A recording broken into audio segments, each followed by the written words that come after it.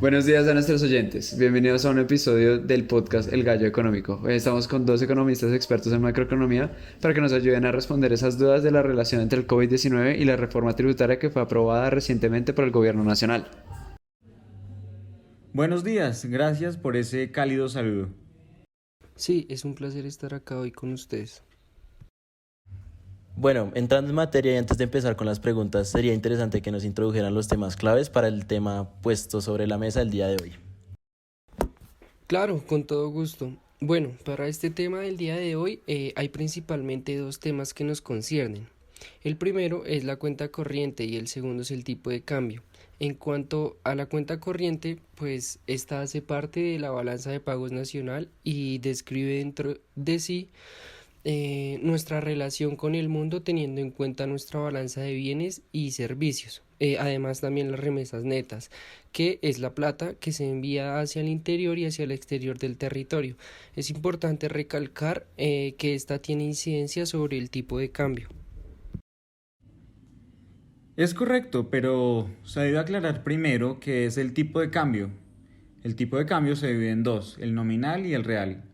El nominal nos dice cuánto vale nominalmente una moneda en otra, por ejemplo, cuántos pesos vale un dólar.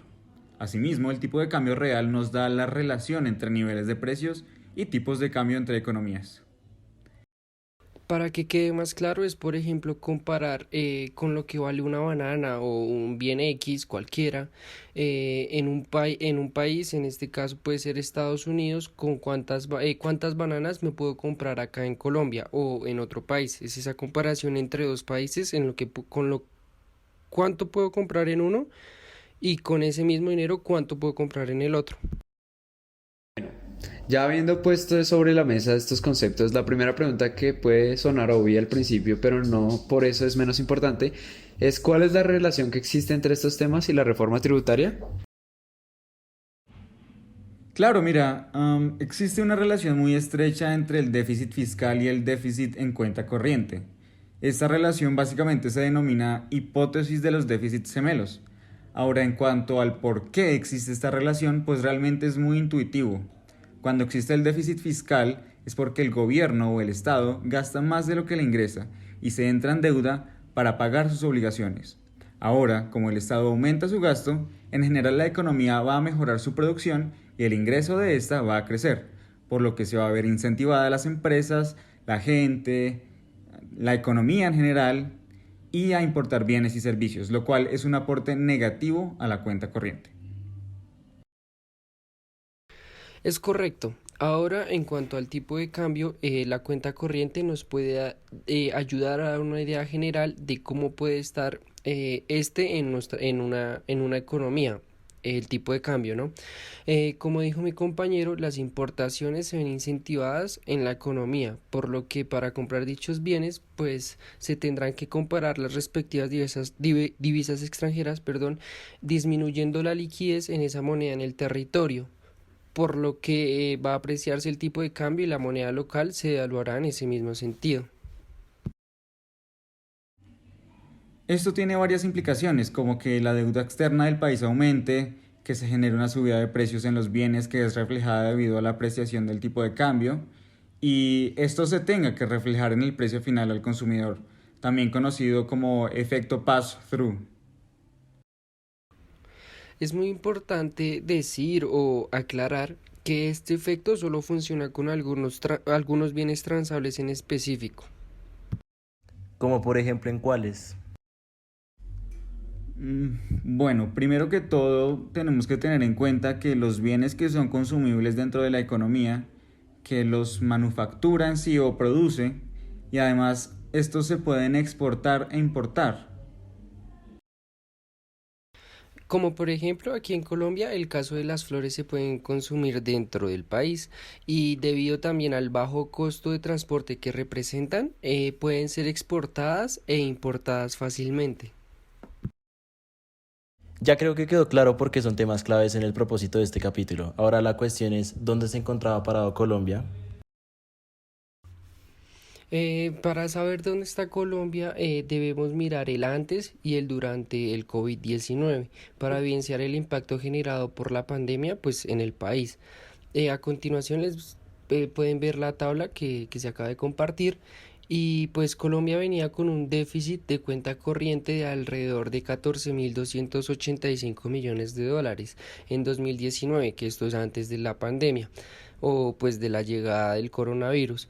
Y para empeorar la situación de cuenta corriente, cuando llegó el COVID-19 en el 2020, este déficit se amplió por 9.083 millones de dólares como valores preliminares.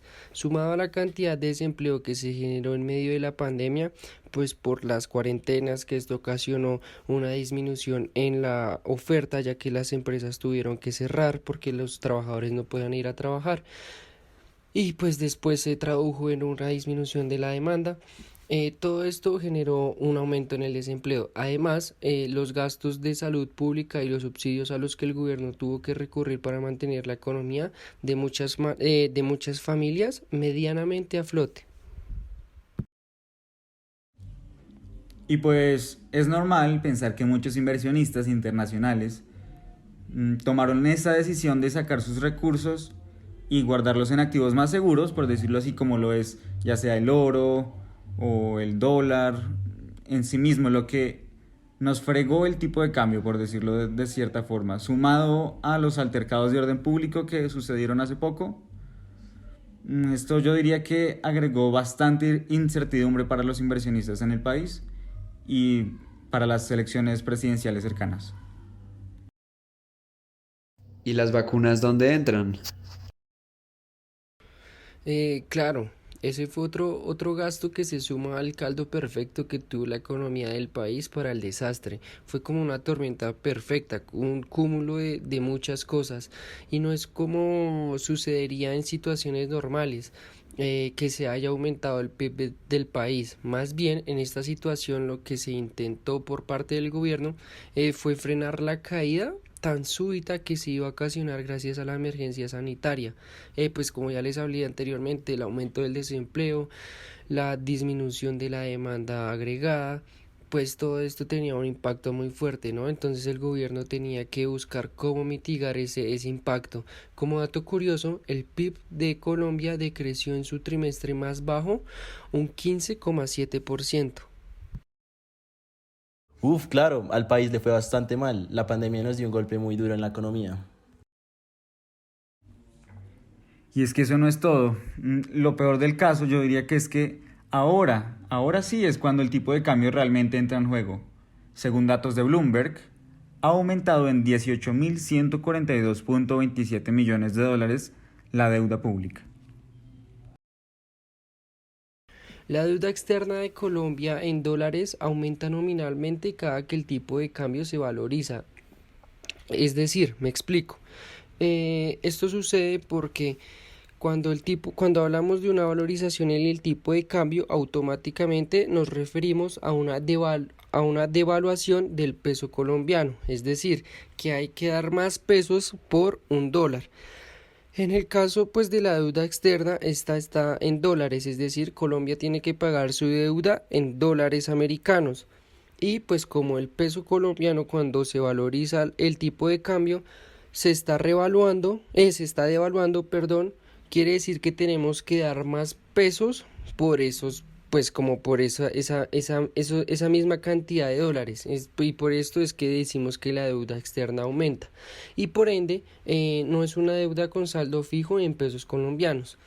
Claro, existe deuda extranjera en pesos, pero pues la mayor parte de esta está en dólares americanos. El riesgo que Colombia pues representó o representa, aunque ahorita en menor medida,